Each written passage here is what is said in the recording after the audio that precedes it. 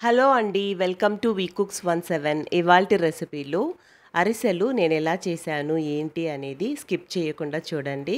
ఎవ్వరూ చెప్పని కొన్ని టిప్స్ కూడా మీతో షేర్ చేసుకుంటానండి. ఇక్కడ నేను 5 కిలోల రేషన్ బియ్యాన్ని తీసుకొని 20 గంటల పాటు నానబెట్టుకున్నాను. మధ్య మధ్యలో 2, 3 సార్లు నీళ్ళను మార్చుకుంటూ వాష్ చేసుకోవాలండి. లేకపోతే స్మెల్ వస్తుంది. రేషన్ బియ్యాన్ని తీసుకుంటే మంచి టేస్టీగా వస్తాయన్నమాట. ఇప్పుడు మనం వడబోత పాత్రలు ఉంటాయి కదా, దాంట్లో వేసేసుకొని మొత్తం బియ్యాన్ని వడకట్టుకోవాలి నీళ్ళేమీ లేకుండా.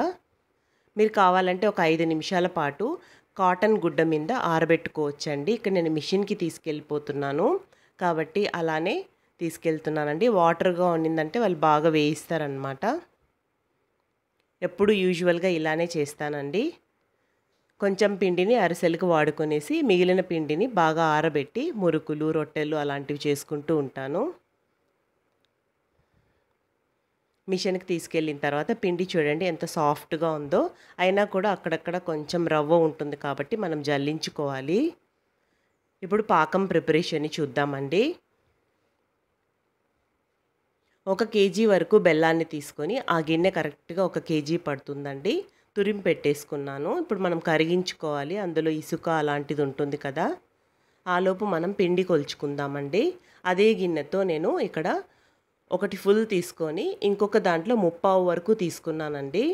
అంటే మనం చేసే పాకాన్ని పట్టి పిండి పడుతుందన్నమాట. ఒక్కోసారి కొంచెం ఎక్కువే పడుతుంది. కాబట్టి మనం 1కి 1.5 అలా కంటే ఎప్పుడు కొంచెం పిండిని ఎక్కువగా పెట్టుకోవాలండి సేఫ్ సైడు. మొత్తం జల్లించేసుకున్న తర్వాత ఈ విధంగా గట్టిగా ఒకసారి ప్రెస్ చేసేసుకొని పెట్టుకుంటే ఆరిపోకుండా ఉంటుంది. మనకు అరిసెలు అనేటివి విరిగిపోకుండా వస్తాయన్నమాట.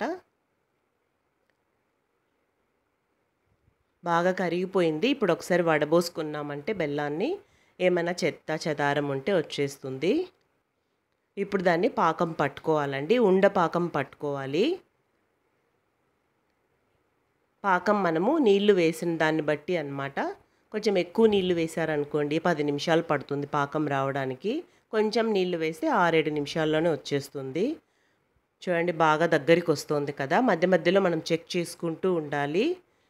చిన్న కప్లో వాటర్ వేసుకొని చెక్ చేసుకున్నారనుకోండి మీకు ఉండలాగా వస్తే సరిపోతుంది.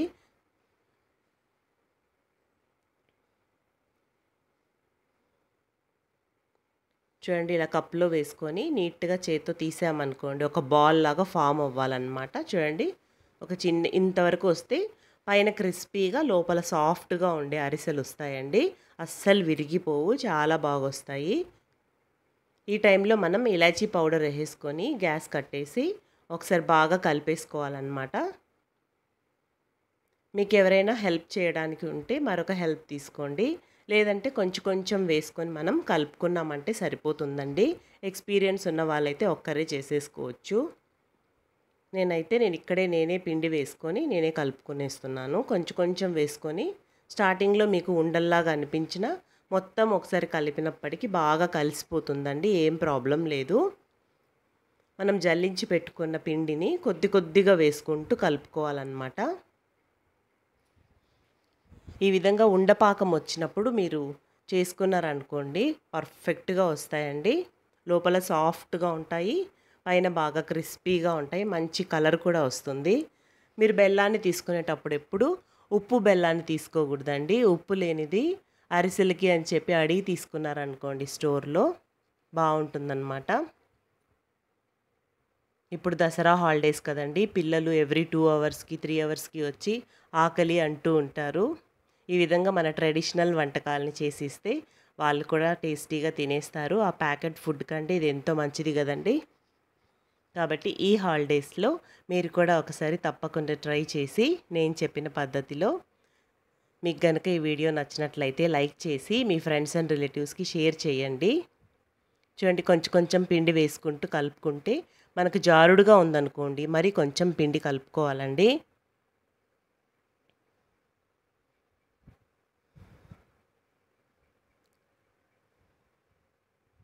కన్సిస్టెన్సీ చాలా లూజ్గా ఉందనుకోండి ఆరినప్పటికి కొంచెం గట్టి పడుతుంది, కానీ ఎక్కువ స్వీట్ అనిపిస్తుంది ఈ కన్సిస్టెన్సీ ఉంటే. నేను తీసుకున్న పిండి మొత్తం సరిపోయిందండి. ఒక 300 గ్రామ్స్ తక్కువ 2 కిలోల వరకు పట్టింది పిండి కూడా.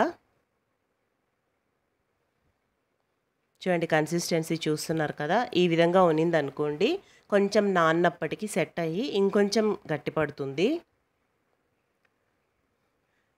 ఈ విధంగా చేసేసుకొని మీరు ఫ్రిడ్జ్లో కూడా పెట్టుకోవచ్చండి. 2 మంత్స్ అయినా పెట్టుకున్నా ఏమీ పాడవ్వదు. కొంచెం నెయ్యి వేసేసుకొని మరొక్కసారి బాగా కలిపేసుకోండి. బయటే అయినా కూడా ఒక వారం రోజుల పాటు ఉంటుందండి పిండి. మీకు ఇలా చేసుకున్న తర్వాత చాలా గట్టిగా అయిపోయింది అనుకున్నారనుకోండి, ఆ నెక్స్ట్ డేకి కొద్దిగా పాలని ఊరికే ఒక స్పూన్ పాటు చిలకరించుకుంటూ కలుపుకున్నారంటే మీకు అరిసెలు వచ్చేస్తాయండి. గట్టిపడిపోయినప్పుడైతే పాలు చిలకరించుకోవాలి. కొద్దిగా లూజ్ అయింది అనుకోండి, విరిగిపోతున్నాయి, అలాంటప్పుడు మీరు ఏం చేయాలంటే గ్యాస్ పైన 1 నిమిషం పాటు పెట్టి వేయించేశారనుకోండి పిండిని, బాగా చక్కగా వచ్చేస్తాయండి. చూడండి మీకు నెక్స్ట్ డే చూపిస్తున్నాను. నేను ఎప్పుడు పాకం పట్టేసిన ఆ నెక్స్ట్ డే కాల్చుకుంటాను. చూడండి ఒక బాల్ లాగా ఫామ్ అయింది కదా, ఇది మనకు కరెక్ట్గా వచ్చేస్తాయన్నమాట. మీకు ఎన్ని కావాలో ఏ సైజు కావాలో ఆ బాల్స్ అన్నీ చేసేసుకొని పెట్టుకుంటే ఈజీగా ఉంటుంది మనం ఒకరే చేసుకునేటప్పుడు. ఆయిల్ కవర్ని తీసుకొని కొద్దిగా ఆయిల్ అప్లై చేసుకొని రౌండ్గా మనం రుద్దేసుకోవాలండి. అది తట్టేసుకోవాలి.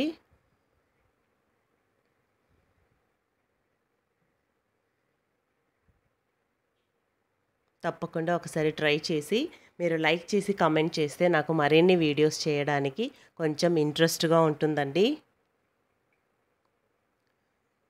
ఆయిల్ ఎప్పుడు మరీ ఎక్కువ హీట్లో ఉండకూడదండి. చాలా హీట్ ఉన్నిందనుకోండి మాడిపోతాయి, కలర్ బ్రౌన్గా వచ్చేస్తాయి అన్నమాట. కాబట్టి మీరు మీడియం టు లో పెట్టుకోవాలి. చాలా సిమ్లో పెట్టుకున్నారనుకోండి ఆయిల్ లాగేస్తుంది.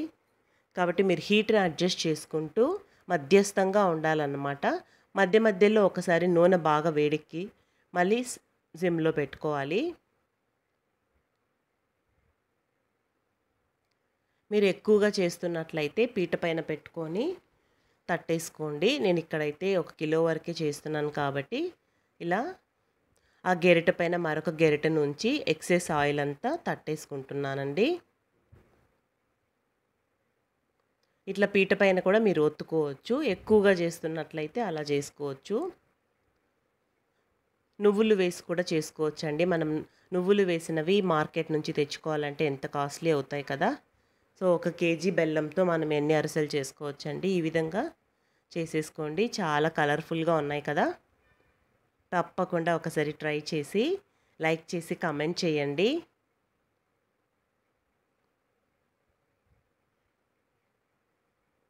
చూడండి ఎంత బాగున్నాయో. థ్యాంక్స్ ఫర్ వాచింగ్ అండి. ఇప్పుడు మరొక రెసిపీని చూద్దామండి. మినప్పప్పుతో మురుకులండి. చాలా క్రంచీగా టేస్టీగా ఉంటాయి. నేను చూపించే ఈ పద్ధతిని ఫాలో అవ్వండి. వీడియోని ఎక్కడ స్కిప్ చేయకుండా చూడండి. మీతో కొన్ని టిప్స్ కూడా షేర్ చేసుకుంటాను. ఎంత క్రంచీగా ఉన్నాయో మీరే చూడండి. క్రంచీగా రావడానికి ఒక కొలతను మాత్రం ఫాలో అయితే సరిపోదండి. కొన్ని టిప్స్ కూడా ఉన్నాయి. వాటిని కూడా ఫాలో అయినప్పుడే మీకు చాలా మృదువుగా ఉండే మురుకులు వస్తాయన్నమాట. ఎలా చేయాలి ఏంటి అనేది వీడియోలో చూసేసేయండి. ఎక్కడా స్కిప్ చేయకండి. కుక్కర్ని తీసుకొని ఒక గ్లాస్ కొలతగా పెట్టేసుకోండి. ఒక ఫుల్ గ్లాసు మినపగుండ్లను తీసుకుంటున్నాను. బాగా ఒదుగు వచ్చే పప్పు తీసుకోండి.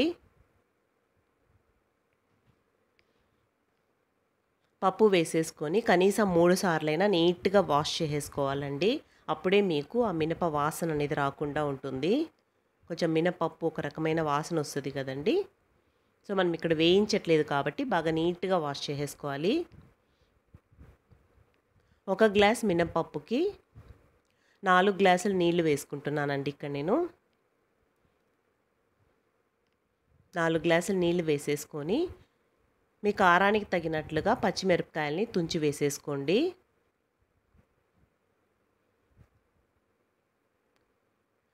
ఉడికేటప్పుడే పచ్చిమిరపకాయలు వేసేసారనుకోండి, ఆ పచ్చిదనం లేకుండా బాగుంటాయి అన్నమాట మురుకులు. అందులోనే జీలకర్ర, కొంచెం ఇంగువ, కొద్దిగా ఉప్పు వేసుకోండి. మరి ఉప్పు ఎక్కువగా వేయకండి, తర్వాత యాడ్ చేసుకోవచ్చు మనము. మొత్తం ఒకసారి కలిపేసేసి కుక్కర్లో ఒక 5 విజిల్స్ పెట్టేసుకోండి. చూడండి 5 విజిల్స్కి మరి ఎక్కువ విజిల్స్ పెట్టేశారనుకోండి వాటర్ అంతా అయిపోతే కష్టం కదా, ఉద్దిపప్పు బాగా లాగుతుంది. ఇక్కడ నాకు 80% ఉడికిపోయింది. మరొక 2 గ్లాసుల వాటర్ వేసేసుకొని ఉడికించేసుకున్నారనుకోండి బాగా కరెక్ట్గా సరిపోతుంది. అయితే ఇప్పుడు మీరు 1 గ్లాస్ మినప్పప్పుకి 6 గ్లాసుల వరకు నీళ్లు తీసుకోవచ్చండి. మరొక 5 విజిల్స్ పెట్టుకున్న తర్వాత చూడండి బాగా సాదులాగా ఉడికిపోయింది పప్పు. వాటర్ కూడా ఏమీ లేదండి. దీన్ని ఇప్పుడు మిక్సర్ జార్లోకి ట్రాన్స్ఫర్ చేసుకొని చాలా ఫైన్ పేస్ట్ లాగా పేస్ట్ చేసేసుకోవాలి మనము. కొద్దిగా కుక్కర్ కడిగిన నీళ్ళు 1-2 స్పూన్లు వేసాను అంతే అండి. మనం వాటర్ ఎక్కువ ఎందుకు వేసుకోకూడదు అంటే మళ్ళీ పిండి కలిపినప్పుడు జారుడుగా అయిపోయింది అనుకోండి నూనె బాగా లాగేస్తాయి. కాబట్టి మనం వాటర్ అనేది బాగా చూసుకొని వేసుకోవాలి. ఏ గ్లాస్తో అయితే మనం మినపప్పు వేసుకున్నామో అదే గ్లాస్తో 5 గ్లాసుల బియ్యం పిండిని వేసుకోవాలండి. ఆరబెట్టిన పిండి ఇది.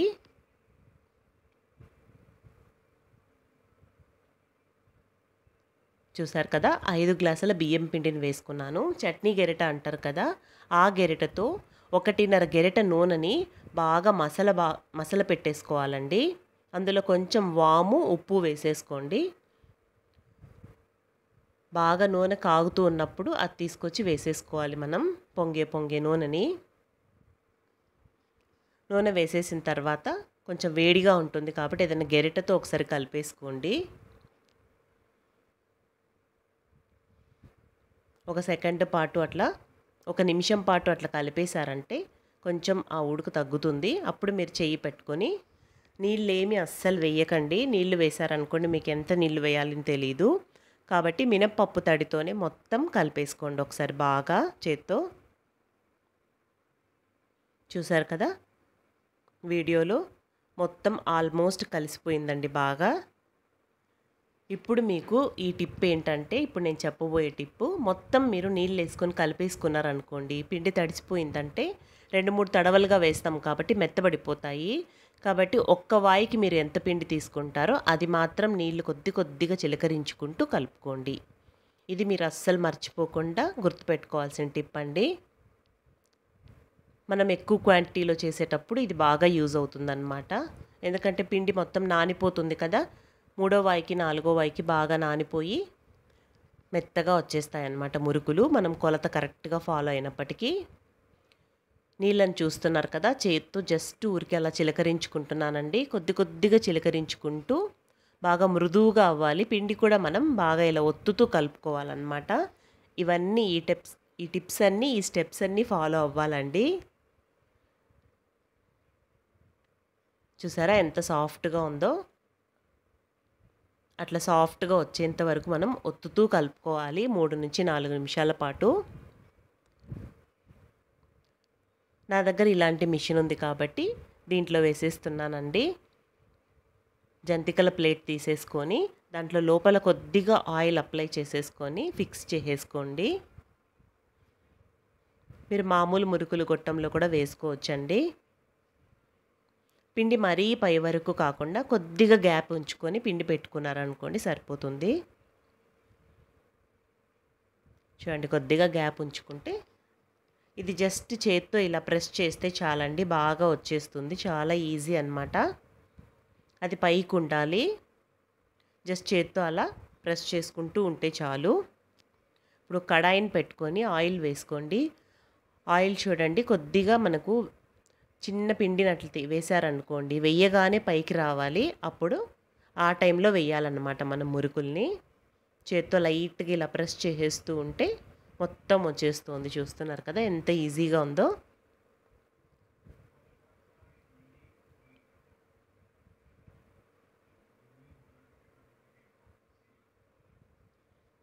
ఇది కూడా బాగా గుర్తుపెట్టుకోవాలండి. ఆయిల్ అనేది మనకు వేసిన తర్వాత మళ్ళీ మనం మీడియం ఫ్లేమ్లో పెట్టుకోవాలి. ఇప్పుడు మీరు వేసేసారు కదా, ఇప్పుడు కొద్దిగా మంటను తగ్గించుకొని కాల్చుకోండి. హై ఫ్లేమ్లో పెట్టారనుకోండి కలర్ వచ్చేస్తుంది, లోపల కొంచెం మెత్తగా ఉంటుంది. మరి సిమ్లో పెట్టుకోవద్దండి. సిమ్లో పెట్టుకొని చేసుకున్న మీకు ఆయిల్ అనేది మంట తక్కువగా ఉండి ఆయిల్ లాగేసే అవకాశం ఉంటుంది. ఆయిల్ ఒక్కటే కాదండి, జంతికలు కూడా గట్టిపడిపోతాయి. ప్రతి బ్యాచ్కి మీరు వేసేటప్పుడు ఆయిల్ అనేది మీరు చెక్ చేసుకోవాలి. ఆయిల్ కొంచెం బాగా హీట్ ఎక్కిన తర్వాత వేయాలన్నమాట. ఈ రెండింటిని గుర్తుపెట్టుకోవాలండి మీరు. పిండి కలిపే విధానము ఇది. మరొక తడవ వేసేటప్పుడు మళ్ళీ అట్లే అండి, సేమ్ కొద్దిగా నీళ్ళని చిలకరించుకుంటూ సాఫ్ట్గా కలిపేసుకోవాలి.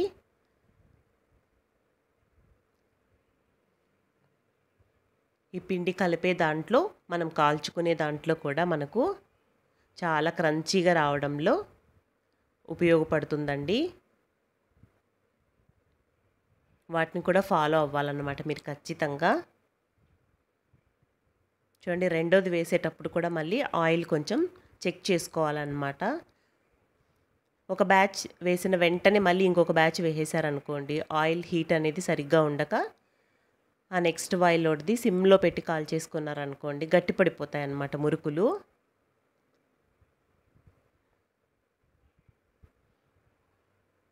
ఈ విధంగా ఒక్కసారి వేసిన తర్వాత టర్న్ చేసుకొని మళ్ళీ కాల్చుకోవాలి. మీకు ఆ బబుల్స్ అంతా స్లో అయిపోతాయండి, అంతవరకు కాల్చుకొని. చూసారు కదా, మొత్తం బబుల్స్ అంతా స్టాప్ అయిపోయినాయి. తీసేసుకుంటే చాలా క్రంచీగా ఉండే మురుకులు రెడీ అండి. చిన్నపిల్లల దగ్గర నుంచి పెద్దవాళ్ళ వరకు ఈజీగా తినేసేయచ్చు.